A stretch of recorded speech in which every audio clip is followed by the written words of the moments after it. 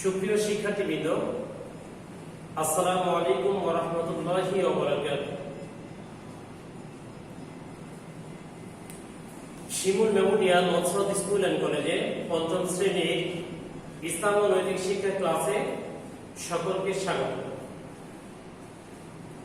প্রিয় শিক্ষার্থীরা, আজকের ক্লাস উপস্থাপনে আছি আমি মোহাম্মদ মিজানুর রহমান, সহকারী শিক্ষক, ইসলাম ও নৈতিক শিক্ষা, Shimul memorial Nazrat school and college, Rajshahi. প্রিয় শিক্ষার্থীরা, আজকের আলোচনা শেষে আমরা যে বিষয়গুলো সম্পর্কে জানতে পারবো সেগুলো হলো হযরত ইব্রাহিম আলাইহিস সালামের পরিচয় জানতে পারবো, হযরত ইব্রাহিম আলাইহিস সালামকে আগুনে নিক্ষেপের ঘটনা জানতে পারবো, হযরত দাউদ আলাইহিস সালামের পরিচয় জানতে পারবো, হযরত দাউদ আলাইহিস সালামের জাবুর কিতাব তিলাওয়াত সম্পর্কে জানতে পারবো। সুপ্রিয় শিক্ষার্থীবৃন্দ, তাহলে আজকে আমাদের আলোচ্য বিষয় হযরত ইব্রাহিম আলাইহিস সালামের পরিচয়, হযরত ইব্রাহিম আলাইহিস সালামকে আগুনে নিক্ষেপ, হযরত দাউদ আলাইহিস সালামের পরিচয়, হযরত দাউদ আলাইহিস সালামের জাবুর কিতাব তিলাওয়াত। প্রিয় শিক্ষার্থীরা, আশা করছি এই করোনাকালীন সংকটময় মুহূর্তে স্বাস্থ্যবিধি মেনে অবশ্যই কি ভালো আছো, নিরাপদে আছো, সুস্থ আছো। আর অবশ্যই কি স্বাস্থ্যবিধি মেনে তোমরা চলাফেরা করবে। প্রয়োজন ছাড়া অবশ্যই কি বাড়ির বাইরে বের হবে না। আধা ঘন্টা পর পর অন্তত 20 সেকেন্ড ধরে হাত ধোবে, সদা সর্বদা পরিষ্কার পরিচ্ছন্ন থাকবে। প্রিয় শিক্ষার্থীরা, তাহলে আজকে আমরা আলোচনায় চলে যাচ্ছি। শুরুতে আমরা আলোচনা করব হযরত ইব্রাহিম আলাইহিস সালামকে নিয়ে। আল্লাহ তাআলা এই পৃথিবীতে অসংখ্য নবী রাসূল পাঠিয়েছেন। তাদের মধ্যে যে কয়জন নবী রাসূল সবচেয়ে বেশি প্রসিদ্ধ এবং আল্লাহ তাআলার প্রিয় বন্ধু হিসেবে স্বীকৃতি লাভ করেছিলেন, তাদের মধ্যে অন্যতম হলেন হযরত ইব্রাহিম আলাইহিস সালাম। হযরত ইব্রাহিম আলাইহিস সালাম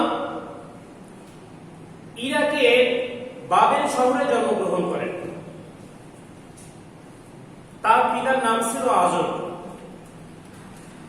হযরত ইব্রাহিম আলাইহিস সালাম জন্মগ্রহণ করেন তখন সে সমাজের মানুষেরা মূর্তি পূজা, অগ্নি পূজা, চন্দ্র, সূর্য, গ্রহ, নক্ষত্র, প্রকৃতি ইত্যাদি পূজা করত, উপাসনা করত। এমন একটি সমাজে হযরত ইব্রাহিম আলাইহিস সালাম জন্মগ্রহণ করলেন। হযরত ইব্রাহিম আলাইহিস সালাম জন্মগ্রহণ করার পর তিনি ভাবতে থাকলেন যে প্রতিদিন একই স্থান থেকে সূর্য উদিত হয়, আবার একই স্থানে অস্ত যায়। সে সমাজে যে শাসক ছিল তিনিও ছিলেন কি সাধারণ একজন মানুষ। এভাবে হযরত ইব্রাহিম আলাইহিস সালাম ভাবতে থাকলেন তৎকালীন সমাজের পরিবেশ পরিস্থিতি সম্পর্কে। এগুলো ভাবার কারণ হলো তৎকালীন সমাজের মানুষেরা চন্দ্র সূর্যের পূজা করত, তেমনি ভাবে সে সমাজের যে শাসক ছিল, সে দেশের যে শাসক ছিল, সেই শাসকদের তারা কি করত? উপাসনা করত, পূজা করত, সম্মান করত। এছাড়াও সেই সমাজে এক শ্রেণীর মানুষ ছিল যাদেরকে গণক বলা হতো। সেই গণকদেরকে মানুষ অত্যন্ত বিশ্বাস করত। তারা এভাবে বিশ্বাস করত যে গণকরা নাকি ভালো মন্দ ভাগ্য নির্ণয় করে, অর্থাৎ কোন মানুষের ভাগ্য ভালো, কোন মানুষের ভাগ্য খারাপ, এগুলো তারা নির্ণয় করে দিতে পারে। অথচ এই কাজটি ছিল কি সম্পূর্ণ মিথ্যা বা বিভ্রান্তিমূলক একটি কি সিদ্ধান্ত বা একটি কর্মকাণ্ড। তো হযরত ইব্রাহিম আলাইহিস সালাম এগুলো নিয়ে কি ভাবতে থাকলেন যে সূর্য উদিত হয় আবার অস্তমিত যায়, বিধায় এগুলোর কি উপাসনা করা ঠিক হবে না। সে সময়ের বাদশা একজন সাধারণ মানুষ, বিধায় সাধারণ মানুষকে উপাসক হিসাবে গ্রহণ করা যাবে না। মূর্তি পূজা আমরা নিজেরা নিজে হাতে তৈরি করি, বিধায় সেই মূর্তি পূজা বা সেই মূর্তি আমাদের উপাসক হতে পারে না বা উপাসনার যোগ্য হতে পারে না। গণক হতে পারে না। সর্বশেষ তিনি এই সমস্ত বিষয়ে যখন চিন্তা ভাবনা করলেন, করার পর তিনি ভাবলেন যে চন্দ্র, সূর্য, গ্রহ, নক্ষত্র, বাদশা, মূর্তি ইত্যাদি যাবতীয় কিছু যে আমাদের সামনে বিদ্যমান, এগুলো কোনো কিছুই কি আমাদের স্রষ্টা নয়, বরং চন্দ্র, সূর্য, গ্রহ, নক্ষত্র বা আমাদের যে বাদশা, ইনার যে সৃষ্টিকর্তা, তিনি হলেন কি আমাদের সৃষ্টিকর্তা, মহান প্রভু। আমরা তারই কি করব? ইবাদত করব। এই ব্যাপারে তিনি কি করলেন? এটা দৃঢ় সিদ্ধান্ত গ্রহণ করলেন। হযরত ইব্রাহিম আলাইহিস সালাম এভাবে আল্লাহ তাআলার পরিচয় খুঁজে বের করেছিলেন। প্রিয় শিক্ষার্থীরা, আমরা অনেক সময় বিভিন্ন ধরনের বিভ্রান্তিমূলক সিদ্ধান্ত বা চিন্তার মধ্যে কি লিপ্ত হয়ে পড়ি। তাহলে হযরত ইব্রাহিম আলাইহিস সালামের এই ঘটনা থেকে আমরা কি শিক্ষা নিতে পারি? যে আমাদের সামনে বিভিন্ন ধরনের বিভ্রান্তিমূলক প্রশ্ন আসতে পারে, সমস্যা তৈরি হতে পারে। তাহলে আমাদেরকে কি করতে হবে? সঠিক উত্তরটি বেছে বের করতে হবে। তাহলে শুধুমাত্র কি আমরা সঠিক পথে অনুসারী হতে পারবো, সঠিক পথ অবলম্বন করতে পারবো।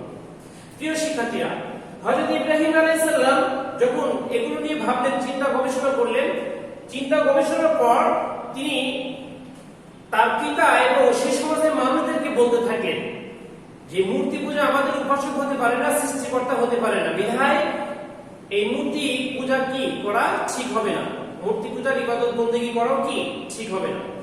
এই কথা যখন তিনি বলতে থাকেন, তখন তার পিতা এবং সে সমাজের মানুষেরা, সে সমাজের যে শাসক ছিল তার নাম ছিল নমরুদ। প্রিয় শিক্ষার্থীরা, তাহলে হযরত ইব্রাহিম আলাইহিস সালামের সময় যে বাদশা ছিল বা যে শাসক ছিল তার নাম ছিল কি? নমরুদ। তার পিতা এবং সে সমাজের মানুষেরা হযরত ইব্রাহিম আলাইহিস সালামের ব্যাপারে বাদশা নমরুদের কাছে কি করলো? বিচার দিল যে এমন একজন বালক আমাদের সমাজে রয়েছে যে কি করে? মূর্তি পূজার বিরোধিতা করে। তো এই ধরনের বিচার দেওয়ার ফলে হযরত ইব্রাহিম আলাইহিস সালামকে আগুনে পুড়িয়ে মারার সিদ্ধান্ত আসলো। অর্থাৎ বাদশা নমরুদ সিদ্ধান্ত দিল যে হযরত ইব্রাহিম আলাইহিস সালামকে আগুনে নিক্ষেপ করে পুড়িয়ে মারবে। তোমাদের এখান থেকে প্রশ্ন করা হয় যে হযরত ইব্রাহিম আলাইহিস সালামকে অগ্নিকুণ্ডে নিক্ষেপ করা হয়েছিল কেন? তাহলে প্রিয় শিক্ষার্থীরা, আমরা কি লিখব? যে হযরত ইব্রাহিম আলাইহিস সালাম মূর্তি পূজার বিরোধিতা করার জন্য বাদশা নমরুদ তাকে অগ্নিকুণ্ডে নিক্ষেপ করেছিল। তাহলে আমরা এখন জানি যে হযরত ইব্রাহিম আলাইহিস সালাম যে এই যে মূর্তি পূজার বিরোধিতা করলেন, বিরোধিতা করার ফলে তাকে কি করা হলো? আগুনে নিক্ষেপ করা হলো। হযরত ইব্রাহিম আলাইহিস সালাম যখন এই সিদ্ধান্তটি জানতে পারলেন, তখন তিনি বিন্দুমাত্র বিচলিত হলেন না বা ভয়ও পেলেন না, বরং সম্পূর্ণ আস্থা বা ভরসা রাখলেন কার উপরে? একমাত্র আল্লাহ তাআলার উপর। হযরত ইব্রাহিম আলাইহিস সালামকে অগ্নিকুণ্ডে নিক্ষেপ করা হলো। নিক্ষেপের পর আল্লাহ তাআলা আগুনকে নির্দেশ দিলেন, কুল্লা ইয়া নার কুনি বারদান ওয়া সালামান আলা ইব্রাহিম, হে আগুন তুমি ইব্রাহিমের জন্য আরামদায়ক হয়ে যাও, শান্তিদায়ক হয়ে যাও, ঠান্ডা হয়ে যাও। হযরত ইব্রাহিম আলাইহিস সালামের ব্যাপারে আল্লাহ তাআলার এই নির্দেশনা মেনে আগুন হযরত ইব্রাহিম আলাইহিস সালামের শরীরে একটি লোমও কি পোড়াতে পারলো না বা পোড়ালো না। হযরত ইব্রাহিম আলাইহিস সালাম নির্বিঘ্নে সেই অগ্নিকুণ্ড থেকে বের হয়ে আসলেন। এভাবে হযরত ইব্রাহিম আলাইহিস সালাম এক আল্লাহ তাআলার উপর ভরসা রেখেছিলেন, একত্ববাদের দাওয়াত দিয়েছিলেন, এক আল্লাহ তাআলার ইবাদত বন্দেগীর প্রতি মানুষদেরকে আহ্বান করেছিলেন। প্রিয় শিক্ষার্থীরা, অতঃপর হযরত ইব্রাহিম আলাইহিস সালাম আবার মানুষদেরকে দাওয়াত দিতে শুরু করলেন, কিন্তু তারপর যখন মানুষ তার দাওয়াতে সাড়া দিল না, তখন হযরত ইব্রাহিম আলাইহিস সালাম তার জন্মভূমি ইরাক ছেড়ে প্যালেস্টাইনে চলে গেলেন। সেখানে গিয়ে আবার আল্লাহ তাআলার ইবাদত বন্দেগী এবং আল্লাহ তাআলার একত্ববাদের দাওয়াত দিতে শুরু করলেন। হযরত ইব্রাহিম আলাইহিস সালামের জীবনের শেষ অংশ, তার বয়স যখন ৮৬ বছর, তখন হযরত ইব্রাহিম আলাইহিস সালাম পুত্র সন্তানের পিতা হন। আল্লাহ তাআলা তাকে ৮৬ বছর বয়সে হযরত ইসমাঈল আলাইহিস সালামকে পুত্র হিসেবে দান করেন। হযরত ইব্রাহিম আলাইহিস সালাম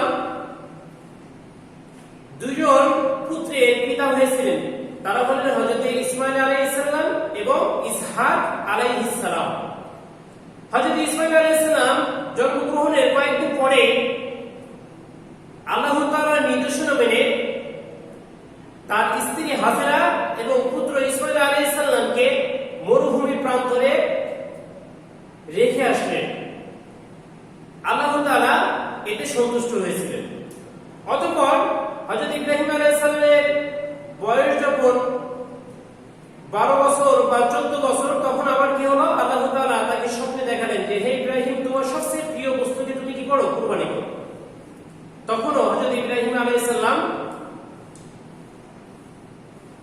উট, দুম্বা, মূল্যবান সম্পদ দান করার পর যখন আল্লাহ তাআলা এই স্বপ্ন দেখাচ্ছিলেন, তখন হযরত ইব্রাহিম আলাইহিস সালাম ইসমাঈল আলাইহিস সালামকে কুরবানি করার জন্য সিদ্ধান্ত নিলেন এবং তার গলায় ছুরি চালালেন। আল্লাহ তাআলা সন্তুষ্ট হয়ে গেলেন, বিধায় ইসমাঈল আলাইহিস সালামের পরিবর্তে দুম্বা কুরবানি হয়ে গেল। আল্লাহ তাআলা এত পরীক্ষার ফলে, এত পরীক্ষার পরও হযরত ইব্রাহিম আলাইহিস সালাম পরীক্ষায় উত্তীর্ণ হয়েছিলেন, বিধায় হযরত ইব্রাহিম আলাইহিস সালামকে বলা হয় খলিলুল্লাহ, অর্থাৎ আল্লাহর বন্ধু।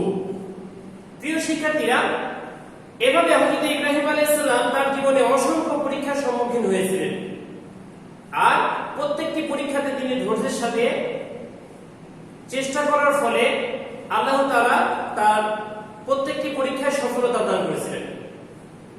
প্রিয় শিক্ষার্থীরা, অতঃপর হযরত ইব্রাহিম আলাইহিস সালাম এবং ইসমাঈল আলাইহিস সালাম মিলে কাবা গৃহ নির্মাণ করলেন এবং কাবা গৃহ নির্মাণের পর তারাই কি করলেন, মানুষদেরকে হজের জন্য আহ্বান জানালেন। তাহলে প্রিয় শিক্ষার্থীরা, হযরত ইব্রাহিম আলাইহিস সালামের জীবনে থেকে আমরা কি শিক্ষা লাভ করলাম? যে হযরত ইব্রাহিম আলাইহিস সালামকে অগ্নিকুণ্ডে নিক্ষেপ করা হয়েছিল, আল্লাহ তাআলার উপরে তিনি ভরসা রেখেছিলেন, বিধায় অগ্নিকুণ্ড হযরত ইব্রাহিম আলাইহিস সালামের কোনো ক্ষতি করতে পারেননি। হযরত ইব্রাহিম আলাইহিস সালাম তার পুত্রের গলায় ছুরি চালিয়েছিলেন আল্লাহর সন্তুষ্টির জন্য, বিধায় আল্লাহ তাআলা পুত্রের পরিবর্তে দুম্বা কুরবানি করে দিয়েছিলেন। তাহলে আমরা যতই বিপদের সম্মুখীন হই না কেন, আল্লাহর সন্তুষ্টির উদ্দেশ্যে যদি প্রত্যেকটি কাজ আমরা করি, অবশ্যই আল্লাহ তাআলা আমাদেরকে বিপদ থেকে রক্ষা করবেন। প্রিয় শিক্ষার্থীরা, এই পর্যায়ে আমরা আলোচনা করব হযরত দাউদ আলাইহিস সালাম সম্পর্কে। হযরত দাউদ আলাইহিস সালাম ছিলেন কি আল্লাহ তাআলা অন্যতম একটি কি একজন প্রসিদ্ধ এবং বিখ্যাত কি নবী এবং রাসূল। হযরত দাউদ আলাইহিস সালাম জন্মগ্রহণ করেন বনি ইসরাইল বংশে। তোমাদের প্রশ্ন হয়, হযরত দাউদ আলাইহিস সালাম কোন বংশে জন্মগ্রহণ করেন? তিনি জন্মগ্রহণ করেন বনি ইসরাইল বংশে। আল্লাহ তাআলা তিনি একজন নবী এবং রাসূল ছিলেন। তিনি একজন নবী এবং রাসূল কেন ছিলেন? হযরত দাউদ আলাইহিস সালামের উপর আল্লাহ তাআলা যে 104 কিতাব নাযিল হয়েছে, তার মধ্যে অন্যতম একটি কিতাব জাবুর কিতাব নাযিল হয়েছে। আল্লাহ তাআলা বলেন, ওয়া আতাইনা দাউদা জাবুরা, অবশ্যই আমি দাউদ আলাইহিস সালামের উপর কি করেছি? জাবুর কিতাব নাযিল করেছি। হযরত দাউদ আলাইহিস সালাম এমন একজন মানুষ ছিলেন, তিনি যেমন ছিলেন একজন নবী এবং রাসূল, ঠিক তেমনই ছিলেন একজন সাহসী যোদ্ধা, অসাধারণ বীরত্বের অধিকারী। হযরত দাউদ আলাইহিস সালাম সে সময়ের একজন শাসক ছিল, যার নাম ছিল তালুত। প্রিয় শিক্ষার্থীরা, মনোযোগ দিয়ে শোনো, সে সময়ের একজন শাসক ছিল, তার নাম ছিল তালুত। এই তালুতে সেনাপতি হিসাবে দায়িত্ব পালন করতেন। আর বাদশা তালুতের সেনাপতি থাকাকালীন সময়ে সে সময় আরেকজন অত্যাচারী বাদশা ছিল, তার নাম ছিল জালুত। তাহলে তালুত ছিল একজন ন্যায়পরায়ণ বাদশা, তার সেনাপতি ছিল হযরত দাউদ আলাইহিস সালাম, আর জালুত ছিল একজন অত্যাচারী বাদশা। হযরত দাউদ আলাইহিস সালাম সেনাপতি থাকাকালীন অবস্থায় বাদশার অত্যাচার, বাদশার যে নির্যাতন, এটি বন্ধের জন্য তিনি তার বিরুদ্ধে যুদ্ধ পরিচালনা করেন এবং তাকে কি করেন? পরাজিত করেন, হত্যা করেন। হযরত দাউদ আলাইহিস সালামের অসাধারণ বীরত্ব, তার মেধা, তার প্রজ্ঞা, তার সততা, তার ন্যায়পরায়ণতা ইত্যাদিতে মুগ্ধ হয়ে বাদশা তালুত তার স্বীয় কন্যার সাথে হযরত দাউদ আলাইহিস সালামকে বিবাহ দিয়েছিলেন এবং পরবর্তীতে বাদশা তালুত যখন মৃত্যুবরণ করেন, তখন তিনি সেই সিংহাসনে আরোহণ করেছিলেন। প্রিয় শিক্ষার্থীরা, লক্ষণীয় বিষয় হলো যে একজন শাসক হয়েও হযরত দাউদ আলাইহিস সালাম কোন প্রকার অন্যায়, নির্যাতন, অহংকার তার মধ্যে কি ছিল না। তিনি সদা সর্বদা ন্যায়পরায়ণ শাসক হিসেবে তিনি শাসন কার্য পরিচালনা করেছেন। হযরত দাউদ আলাইহিস সালাম রাতের অধিকাংশ সময় তিনি ইবাদত বন্দেগীতে লিপ্ত থাকতেন, আর একদিন অন্তর অন্তর অর্থাৎ একদিন পর পর তিনি কি করতেন? সিয়াম পালন করতেন। সাদাসিধে তিনি জীবনযাপন করতেন। কোন ধরনের অহমিকা, কোন ধরনের অর্থের অহংকার তার মধ্যে কি ছিল না, বরং তিনি খুবই সাধারণ জীবনযাপন করতেন। আমরা আগে জানলাম হযরত দাউদ আলাইহিস সালামকে আল্লাহ তাআলার পক্ষ থেকে একটি আসমানী কিতাব দান করা হয়েছে, তার নাম হলো জাবুর। আমরা এই জাবুর সম্পর্কে একটু জানি। হযরত দাউদ আলাইহিস সালামকে আল্লাহ তাআলা যে সমস্ত নিয়ামত দান করেছিলেন, অলৌকিক ক্ষমতা দান করেছিলেন, তার মধ্যে অন্যতম হলো যে হযরত দাউদ আলাইহিস সালাম যখন এই জাবুর কিতাব তিলাওয়াত করতেন, তখন বন জঙ্গলের সমস্ত পশু পাখিরা গাছ থেকে নেমে তার আশপাশে কি করত? অবস্থান করত, এবং সুললিত কণ্ঠে যে জাবুর কিতাব তিলাওয়াত হতো তারা মনোমুগ্ধকর ভাবে সেটা কি করত? শ্রবণ করত, শুনত। শুধু তাই নয়, বরং নদী এবং সাগরে যে মাছ আছে, যখন জাবুর কিতাব তিলাওয়াত করা হতো, তারা সমুদ্রের কিনারায় এসে, নদীর কিনারায় এসে তারা কি করত? জাবুর কিতাব শ্রবণ করত।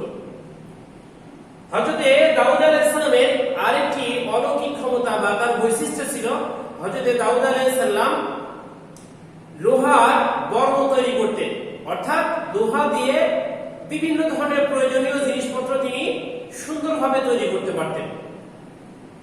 প্রিয় শিক্ষার্থীরা, একজন শাসক কতটা সাধারণ জীবন যাপন করতে পারে সেটা হযরত দাউদ আলাইহিস সালামের জীবনী থেকে আমরা জানতে পারি।